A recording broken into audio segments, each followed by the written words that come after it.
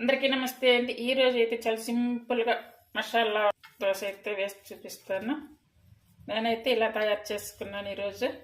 ఆలు, క్యారెట్ తురుము, అలాగే టమాటా ముక్కలు, అలాగే కొత్తిమీర, ఇక్కడ చూసారు కదా ఆనియన్స్, అల్లం ముక్కలు ఇవన్నీ. అంటే నేను ఇక్కడ పచ్చిమిర్చి చేసుకోకుండా ఓన్లీ పచ్చిమిర్చి యూజ్ చేయకుండా ఓన్లీ అల్లం ముక్కలు మాత్రమే యూజ్ చేసుకుంటున్నాను. ఒకరికి కావాలనుకుంటే పచ్చిమిర్చి వేసుకోవచ్చు, లేదంటే కారం కూడా వేసుకోవచ్చు.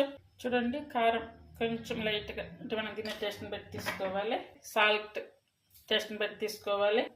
ఇవన్నీ వేసుకున్నాం కదా, ఇప్పుడు కొంచెం లైట్గా వాటర్ వేసుకోవాలి. వేసుకుని ఇవన్నీ కూడా బాగా కలుపుకోవాలి. అంటే నేనైతే ఇవాళ ఇలా చేసాను అన్నమాట. మీరు ఎలా చేస్తారో కామెంట్ పెట్టండి. ఇలా దోశ వేసుకున్నాం కదా, ఇదంతా కూడా ఇలా సర్దేసుకోవాలి. ఆయిల్ కానీ నెయ్యి కానీ, ఇది ఇందులోకి అయితే ఇంకా కర్రీ కానీ చట్నీలు కూడా ఏమీ లేకుండా కూడా తినవచ్చు. టేస్టీగా ఉండేటువంటి onion potato masala dosa. Please like చేసి షేర్ చేసి సబ్స్క్రైబ్ చేయండి.